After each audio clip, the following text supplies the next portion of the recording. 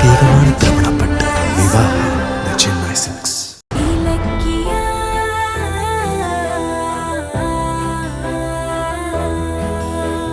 என்னப்பா வெளியில கிளம்பிட்டியா?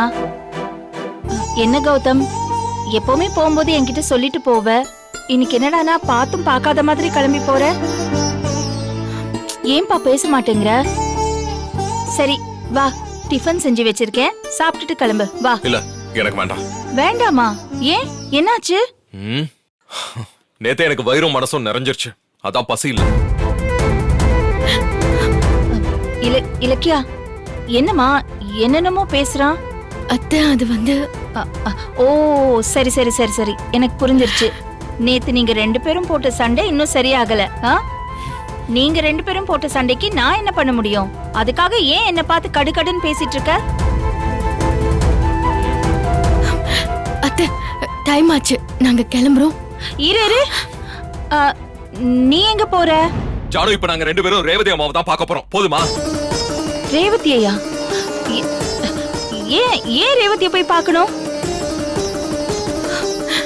நேத்து அவளுக்கு ஏதோ மயக்கம் வந்துச்சு, நீங்க போய் பாத்தீங்க, அது ஓகே. அதுக்காக மறுபடியும் மறுபடியும் அவளை போய் பார்க்கணும்னு இருக்கா என்ன? ஏன் ரெண்டாவது நாள் பேஷண்ட பார்க்க கூடாதுன்னு ஏதாவது சட்டம் இருக்கானே? அப்படி இல்ல கௌதம், ரேவதிக்கு உடம்பு சரியில்லைன்னா பாக்குறதுக்கு டாக்டர் இருக்காங்க. சரி, ஏதோ ஒரு ஆத்திர அவசரம்னா இலக்கியா போய் பாப்பா. நீ எதுக்கு போகணும்? இது பாரு, உனக்கு ஆபீஸ்ல நிறைய வேலை இருக்கும், அடிக்கடிலாம் அங்க போகணும்னு அவசியம் இல்ல கௌதம். ஜானு, அப்படிதான் ரேவதி அம்மாவை போயிட்டு பாப்பேன். கார் சாவி எடுத்தீங்களா? ஓ, பாக்கெட்ல தான் வச்சிருக்கீங்களா? மறந்துட்டீங்களோன்னு நினைச்சேன். அத்தை, டாக்டர் நேத்து ரேவதி அம்மாக்கு குணமாக 2 நாள் ஆகும், யாராவது பக்கத்துல இருந்து பாத்துக்கோங்கன்னு சொன்னாங்க. வசந்த இன்சூரன்ஸ் ஆபீஸ்க்கு போயிட்டான், அதனாலதான் நாங்க ஹாஸ்பிட்டலுக்கு போறோம். என்னமோ சொல்றீங்க. சரி, போயிட்டு ஜாக்கிரதையா போயிட்டு வாங்க. நான் கிளம்புறேன், போலாங்க. கௌதம் இருப்பா, நீங்க வெளியில எங்கேயும் சாப்பிட்றாதீங்க, வீட்டுக்கு வந்துருங்க என்ன? நான் உனக்கு பிடிச்ச மாதிரி சமையல் பண்ண போறேன், சரியா? சீக்கிரமா போயிட்டு வந்துரு, இல்லைன்னா சாப்பாடெல்லாம் ஆறி போயிடும், நல்லாவே இருக்காது. சரிங்க அத்தை, கிளம்புறோம். போனோமா வந்தோமான்னு இருங்க, அங்க ரேவதியை பார்த்துட்டு அப்படியே உட்காந்துராதீங்க என்ன?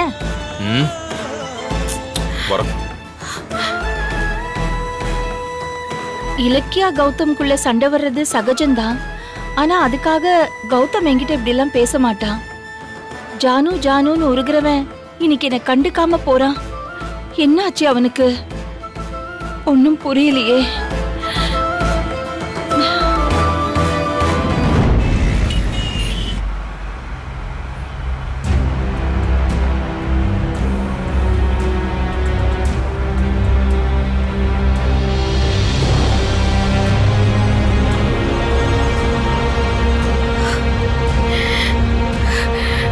ஏன் கௌதம் என்கிட்ட பேச மாட்டேங்கிறீங்க? இன்னும் என் மேல கோவம் தீரலையா? அத்தை கிட்ட வேற எரிஞ்சு எரிஞ்சு விழறீங்க. அவங்க விஷயத்தை கண்டுபிடிச்சிடுவாங்களோன்னு எனக்கு பயமா இருக்கு. கண்டுபிடிக்கட்டும், அதனால என்ன? இப்போ இன்னும் எத்தனை நாளைக்கு உங்க திருட்டுத்தனத்தை காப்பாற்ற முடியும்? கௌதம் ப்ளீஸ், முதல்ல எங்களை எதிரியா பாக்குறத நிறுத்துங்க. அத்தையோட நிலைமை ரொம்ப பாவம் கௌதம். அவங்க இடத்துல இருந்து அவங்களோட நியாயத்தை புரிஞ்சுக்க நீங்க ட்ரை பண்ணுங்க.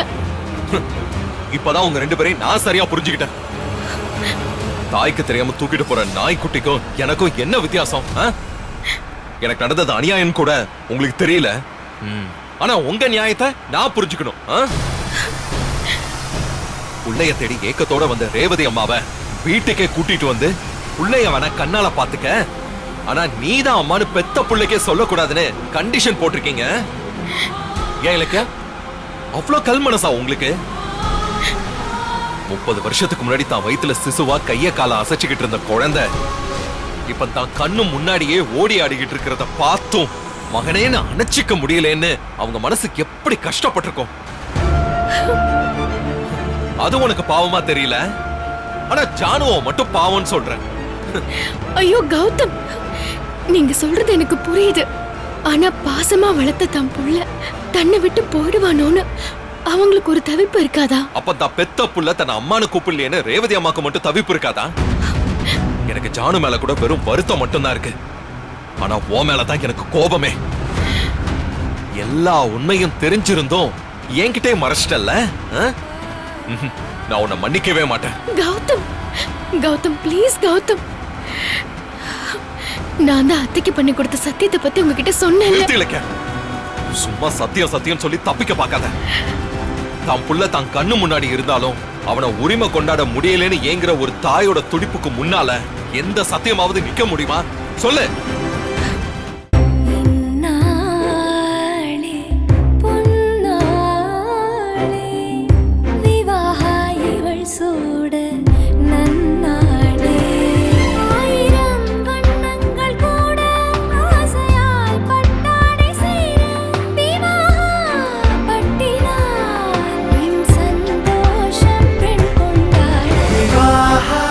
மணப்பெண்ணின் பிரத்யேகமான திருமணப்பட்டு விவாஹா தி சென்னை சில்க்ஸ்.